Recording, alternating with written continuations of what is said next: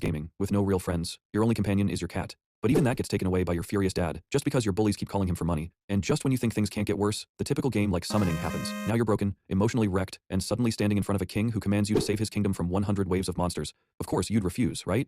That's exactly what our protagonist Ji-hoon does. He rejects the king's quest. But instead of punishment, he unexpectedly unlocks a hidden quest. Now, instead of saving humans, he must protect monsters and destroy the very kingdom he was summoned to save. That's what the future holds. For now though, he's still the same frustrating loser who might even get on your nerves, but hang in there. It's all part of his character development. And so, the story begins with a game. A game called Hell Dream promises a reward of 1 billion won to the first player who survives 100 waves. Sounds easy, right? Nope, this ain't Candy Crush. Meanwhile, our boy Kim Jae-hoon sits at his study table under one sad lamp, staring at his books. He thinks to himself that if only he had money, he could have escaped this boring life already. But don't feel too bad for him. Ji-hoon's no-broke side character, he's the son of Kim Ui-soo, a respected congressman running for his third term, known for being honest and chosen by the people. And Ji-hoon himself? He's not just some kid getting carried by his father's reputation, he's the top student at Korea High School, always securing the #1 spot. Photos of Congressman Kim Ui-soo and Ji-hoon are all over the internet, proving just how well-known their family is. The next day, Ji-hoon sits at his desk, scrolling through those very posts when a girl suddenly hugs him from behind. She praises him, saying the photo came out really well. Ji-hoon looks at her, confused, wondering what she's doing there. She leans in and whispers that she has something to tell him, and asks him to step outside for a moment. Ji-hoon, with no way to escape the situation, quietly follows her out of the classroom with another girl. Seeing this, two of Ji-hoon's classmates stare in surprise. One mumbles that he's jealous, while the other says that even among model students, only someone like a congressman's son can attract girls like that. However, the situation is not exactly like these guys predicted. In the school backyard, the girl calls over two of her male friends, and then casually asks Ji-hoon for some money. Ji-hoon refuses, and the girl acts surprised, wondering why he's denying her. Ji-hoon nervously replies that he already lent her 300,000 won just last week, and if she keeps asking like this, there's nothing more he can do. He just doesn't have that kind of money left. Just then, one of the girl's male friends walks up and places his hand on Ji-hoon's shoulder, asking if he should go ahead and report him. He claims Ji-hoon is the one who made the illegal website, and threatens that he can report him anytime. Ji-hoon's face turns pale as he tries to explain, saying the site isn't his and he never told anyone to use it. But the guy keeps pushing, saying even if that's true, Ji-hoon is still an accomplice. The girl notices Ji-hoon hesitating, so she suddenly changes her tone and pretends to panic, saying maybe they should all just go confess to the police. She asks who would suffer more in the end, clearly trying to guilt trip him. Ji-hoon becomes nervous as his eyes flash back to the internet photo of him and his father, the well-known honest congressman. Sensing his fear, the girl walks closer, leaning in as she asks if he'll really refuse to help. Without waiting for a response, she smiles and says she's counting on him. Later that night, Ji-hoon quietly walks toward a locked room in the house where money is kept. He hesitates at the door, clearly shaken, thinking that he can't let his father find out about any of this. But just then, a voice calls out, asking why he's standing there alone at night. Ji-hoon turns and sees his father, who gives him a sharp look, and asks if he has something to say. Adjusting his tie, his father reminds Ji-hoon that the elections are coming up and tells him not to do anything that could damage his honor. At the very least, he should avoid becoming a burden. Ji-hoon stays silent, tense, and frozen while his father questions why he's not answering. Ji-hoon quickly forces a smile and tells his father not to worry, promising that he won't let him down anymore. But his father responds coldly, saying that there's nothing left for Ji-hoon to disappoint him with. Ji-hoon hides his reaction, quietly nodding as his father finishes by saying Ji-hoon just needs to live by doing what he's told, nothing more. As his father declares that his life is already decided and Ji-hoon has no right to make his own choices, Ji-hoon clenches his fists, hiding his frustration. Once he reaches his room, he punches his desk and mutters what his father actually wants from him, and why he's always treated like that. Just then, something wet touches his hand on the table, making him jump in fear. As he glances down, he sees his adorable cat Lulu. Ji-hoon lets out a breath and asks if Lulu was worried about him. Lulu jumps onto him and starts playing around. Ji-hoon laughs, asking her to stop while grabbing her gently. He looks at her and admits that whether it's school or home, he has no one else but her. After making Lulu sit on his lap, he turns on his desktop. His eyes land on the ad of a game called Hell Dream, and he focuses. He remembers he has already cleared the 99th wave, and just one more wave stands between him and 1 billion won. He restarts the game and tries to survive the 100th wave. But no matter how many times he tries, defeat comes again and again. Frustrated, he mutters that he's tried everything, resetting hundreds of times, but it still seems impossible. On the side, a game streamer is also playing Hell Dream on Ji-hoon's screen. The streamer vents the same frustration, complaining that the wave is made to be unbeatable, and advises viewers to skip the game altogether. Listening to that, Ji-hoon realizes it's been a year since the game was released. Many players, including himself, have cleared wave 99 and reached 100, but not even one has successfully blocked the final wave. Still, Ji-hoon stares at the screen with determination. He knows that if there's any way to escape this suffocating life with Lulu by his side, it's by winning the 1 billion won prize from Hell Dream. To clear the 100th wave, Ji-hoon knows he needs the strongest weapon in the game, Drake's heart, which he earned after defeating the boss in wave 99. The item boosts magic attack by 2,000, critical rate by 20%, and even increases critical damage by 200%. He has already enhanced it to the max level. It's basically the god tier item of the game. Like, if this doesn't work, might as well throw your PC out the window. But even after using it, he is unable to clear the 100th wave. Ji-hoon gets frustrated, wondering what more he can possibly do other than rage baiting. As he keeps thinking, Lulu suddenly jumps on his desk and accidentally taps the screen. Ji-hoon freezes and quickly looks at it, trying to figure out what she just clicked. His eyes go wide. Lulu clicked on dismantle, and Drake's heart is now being broken down. Ji-hoon panics, shouts, and watches helplessly as the item disappears from his account. He grabs the sides of his head, overwhelmed, while the screen shows that he received 1,000 enhancement fragments in return, something the game gives after dismantling an item based on its rarity. He stares at the screen, frustrated, knowing that the only thing he can do after getting his Drake's heart dismantled is starting over from scratch. The thought of doing it all again scares him. He wonders if restarting will even change anything.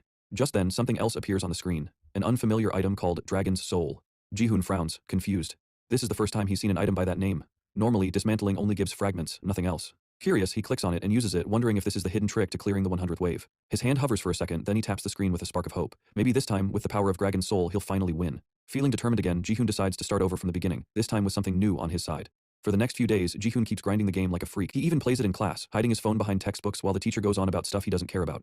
After all, if he bags that 1 billion won, who needs lectures about plant cells, right? After some serious grinding, he clears the 99th wave again, just like last time. Once he gets Rizzledrake's heart, he dismantles it, and receives 1,000 enhancement fragments, along with 1 dragon soul. Jihoon realizes everything is going according to plan, just 1 last wave remains, same as before. He takes a deep breath and starts the level, this time more confident than ever.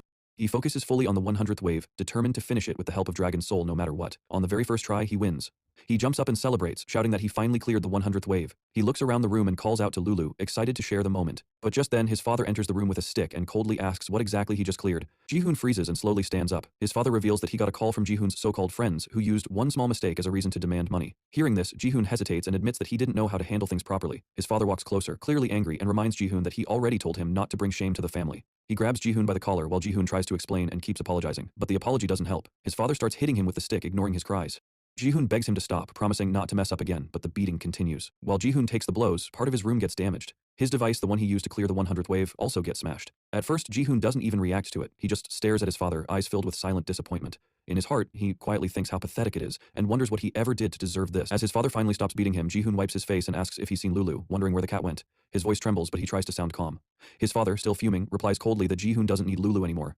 Jihoon freezes for a second, completely stunned. Then anger slowly replaces the shock as he mutters, wondering silently if that's really true. He stares straight at his father, not even blinking. His father keeps that same cold look and asks why Jihoon is making such a face in front of his father. Jihoon doesn't answer. He just repeats the question, asking again where Lulu is. His father replies with a cruel calmness, saying she's probably with Jihoon's dead mother by now. The moment those words hit, Jihoon's body stiffens. His mind blanks out before his anger erupts. He starts shouting Lulu's name again and again like it's the only thing he remembers, but his father only chuckles and walks closer. Placing a hand on Jihoon's cheek, his father tells him that he just needs to live the way he's told. If he obeys, he'll get everything: wealth, honor, a perfect life. He even says that he trusts Jihoon not to disappoint him again. Hearing that, Jihoon clenches his fists. He looks up at his father, silently thinking how much he hates this, how he can't bear this kind of life anymore, one that feels like punishment every single day. His father drops the stick on the floor and walks out, leaving Jihoon alone in the room. Jihoon collapses to the ground and stares at the ceiling, tears falling freely. He keeps thinking about Lulu and how helpless everything feels.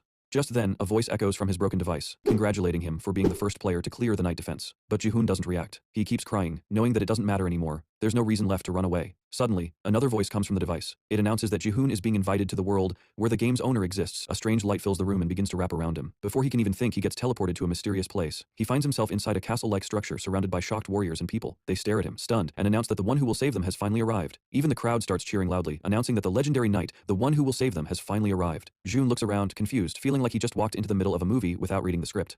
The crowd treats him like a main character while Jihoon stands in the castle, confused. As he glances up at the ceiling, he notices something strange. His eyes are dry, no tears. He focuses on himself for a moment and realizes that all his emotions feel reset. Just then, the king of the castle clears his throat and looks at Jihoon, wondering aloud if he is truly the legendary knight who will protect their kingdom. Jihoon stares back at the king and suddenly feels like he knows this man. That voice, that face, it all seems familiar. A memory clicks. He quickly recalls a scene from the game Hell's Dream and realizes this moment is exactly the same as a cutscene from the game.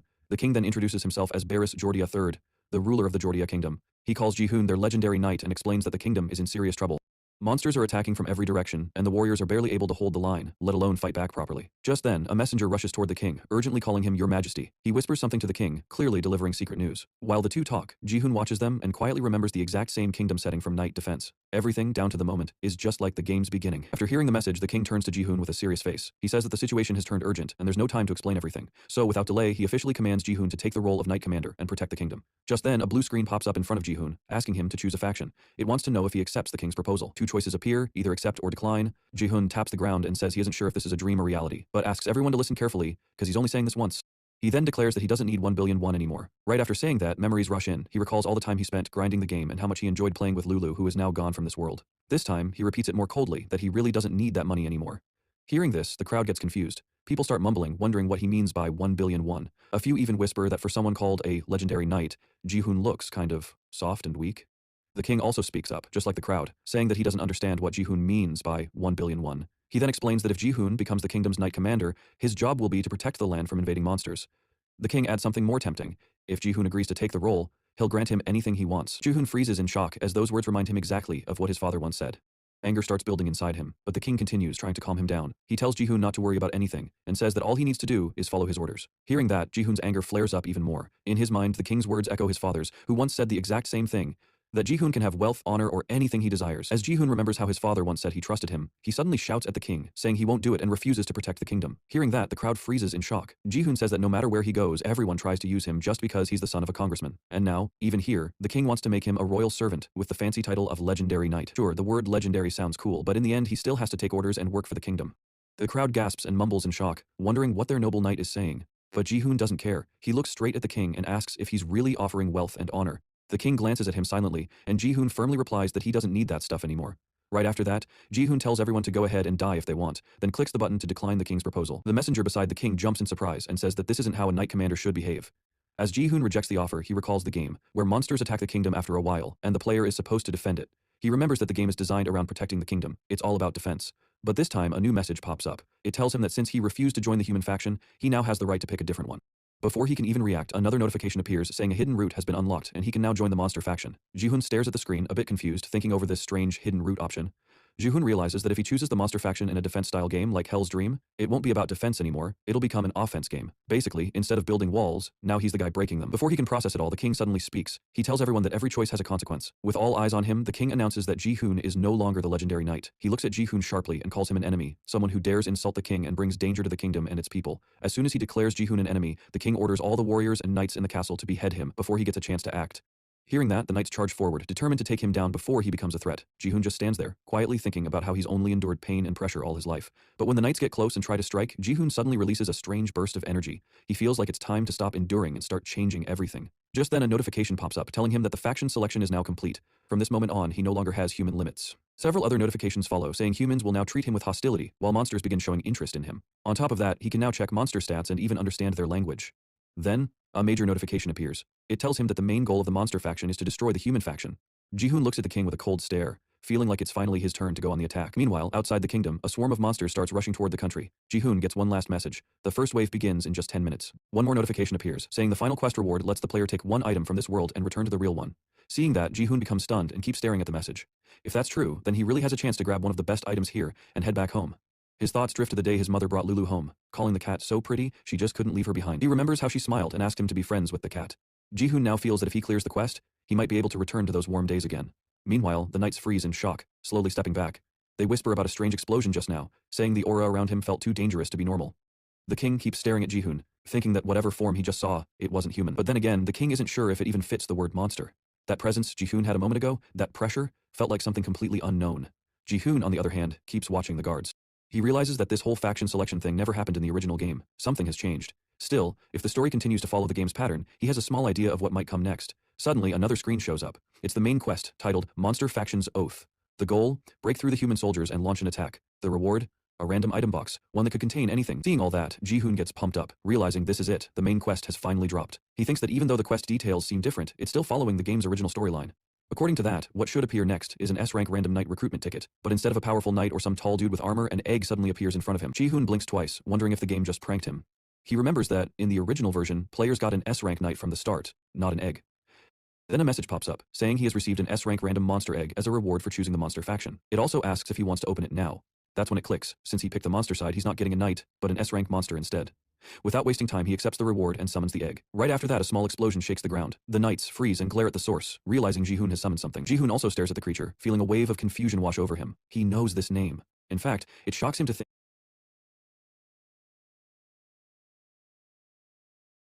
that the game might be giving him that beast from the very beginning. It's none other than Rizeldrake, the cold-blooded dragon, the strongest boss monster from Wave 99. He knows that if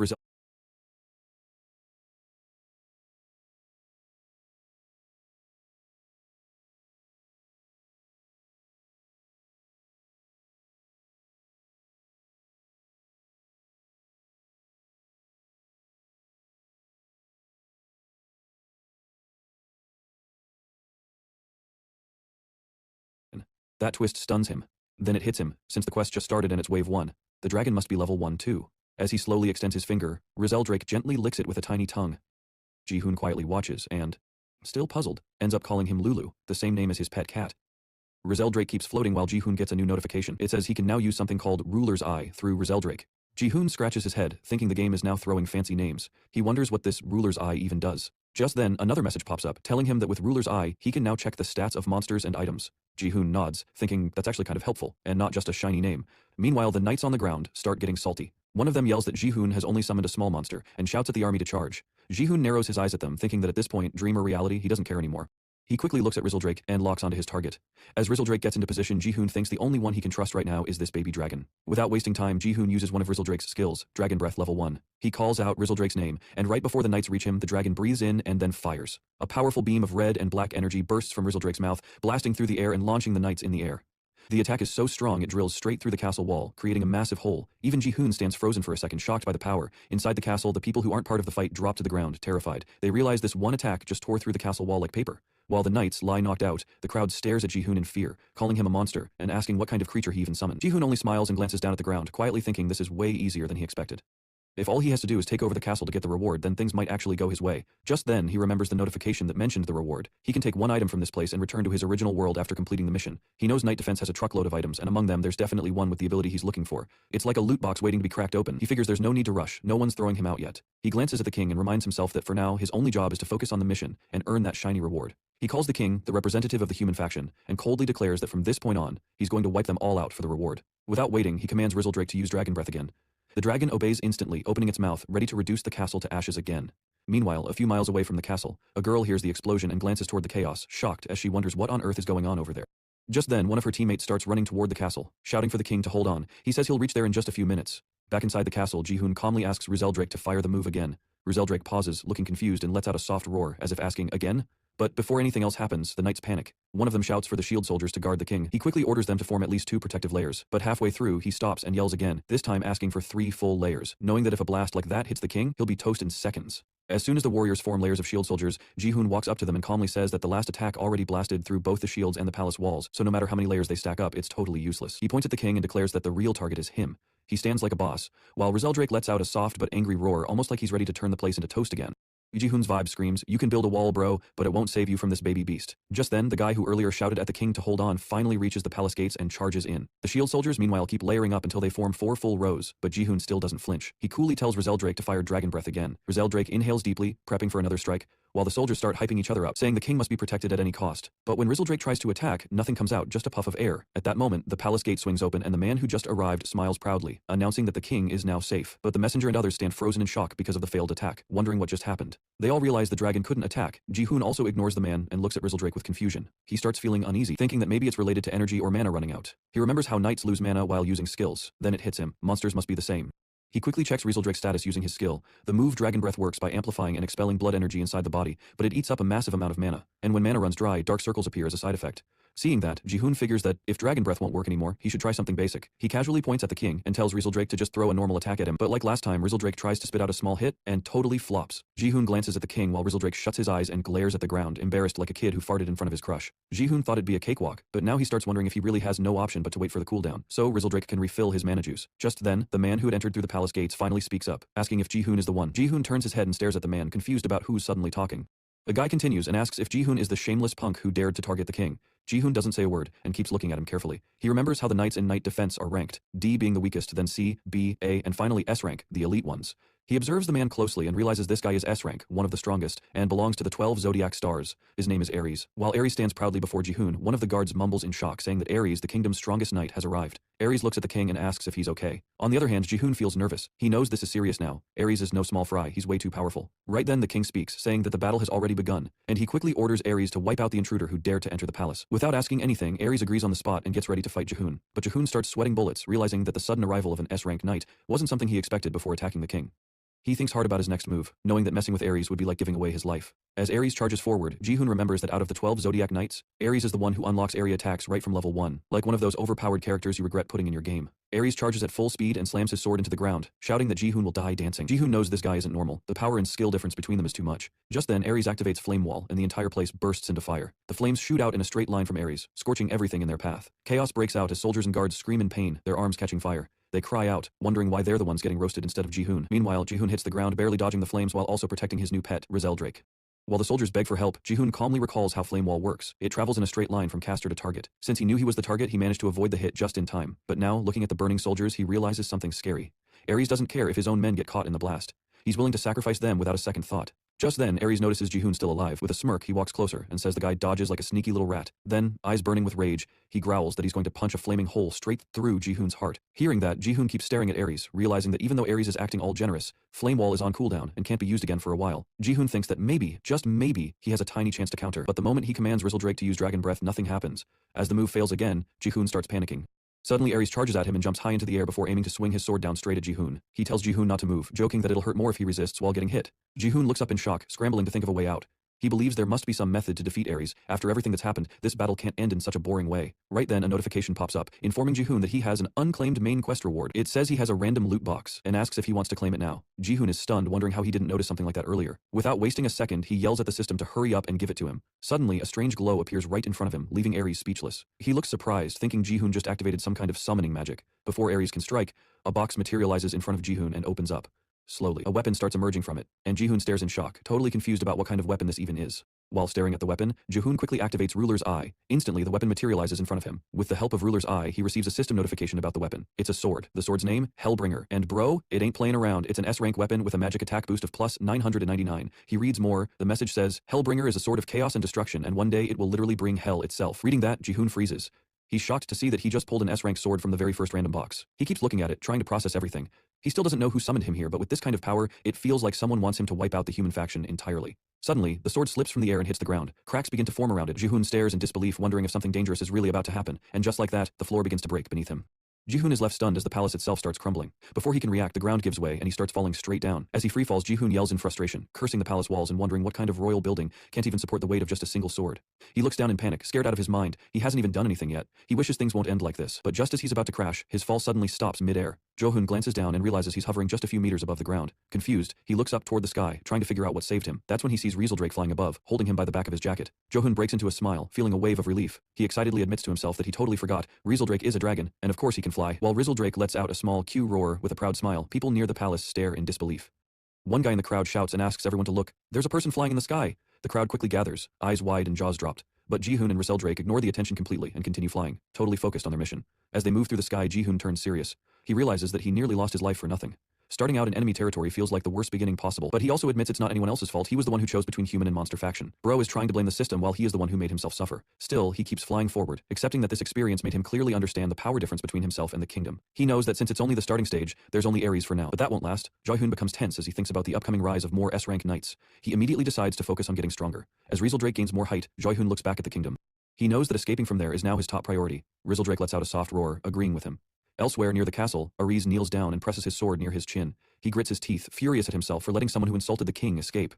He questions if he even deserves the title of S-rank elite knight after this failure. His voice is bitter as he calls himself useless and pathetic, full of regret for allowing Jihoon to leave after what happened in the palace. He mutters that trash like him, who can't even return the king's kindness, shouldn't be alive. As he sinks further into guilt, a palace official runs toward him, calling out his name. But Ares doesn't respond. He remains deep in anger, quietly saying he should have been taken by the sea back then. Just then, someone taps Ares on the shoulder from behind and tells him the king is calling. Bro barely gets a moment to sulk, and boom, royal summons unlocked. A few moments later, Ares reaches the king and kneels before him.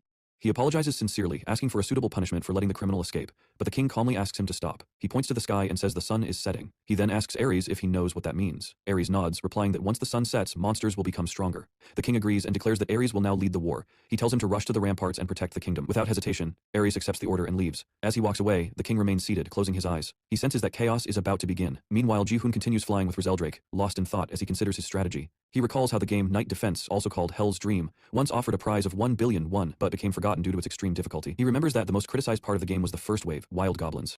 Jihoon silently accepts that unless a player starts with an S-rank knight who has strong area of effect skills, clearing that first wave is almost impossible. While flying, he realizes that right now, Ares is defending the ramparts. And since Ares has powerful fire-based area skills, it's unrealistic to hope that the first wave will break through. He then shivers at a thought. If it had been an assassination ship S-rank knight who entered instead of Ares, the fight might have already ended badly for him. Just then, he feels Rizzledrake shaking. Sensing something is off, Jihoon looks down and sees the ground getting closer. He panics for a second and tells Rizzledrake to hold on just a bit longer. They're almost out of the kingdom. Just as Jihoon cheers up Rizzledrake, he glances ahead and freezes. A massive stone wall is right in front of them, and since they're descending fast, crashing into it feels almost guaranteed. As they get closer, Rizzledrake suddenly loses the ability to fly, and just like Jihoon feared, both of them slam straight into the wall.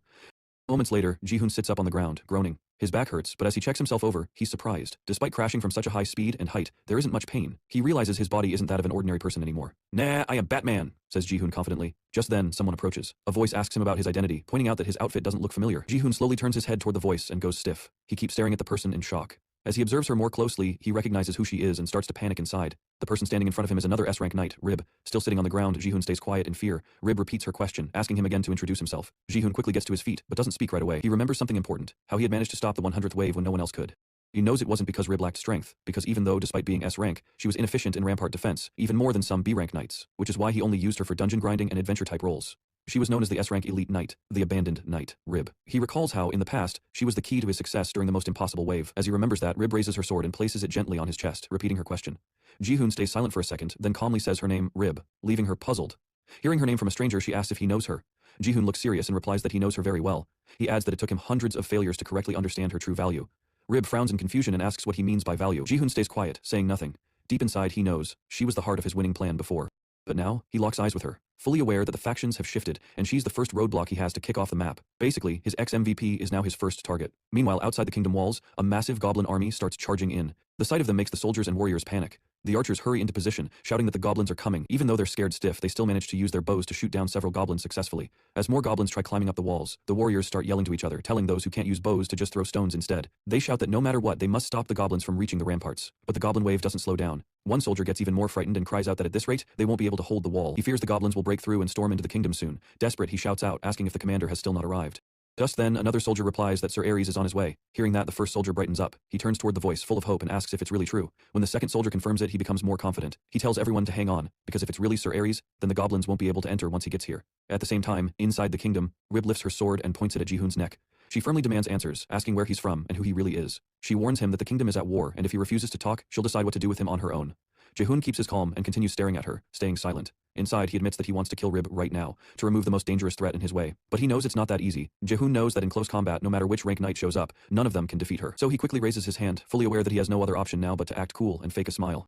He points at the sky like a confused tourist and claims that he's just a regular citizen from the 1st District, says he got lost while trying to help in the war. Before he can cook up more drama, Rizzledrake suddenly flies overhead and lets out a soft roar, catching Rib's attention as she glances at him and becomes confused. She looks at Rizzledrake with a frown, clearly wondering what a monster is doing here of all places. Jihoon freezes, panic creeping in, but he quickly throws on a nervous smile to hide it. When Rib asks why there's a monster inside the palace and whether the earlier explosion was because of it, Jihoon feels his stomach drop. He realizes that his luck is seriously cursed. Rib spotted Rizzledrake at the worst possible time. Rib pulls back her sword and starts walking toward Jihoon. He gets a bad feeling. She's starting to suspect he might be working with the monster. If that's true, he knows there's no turning back now.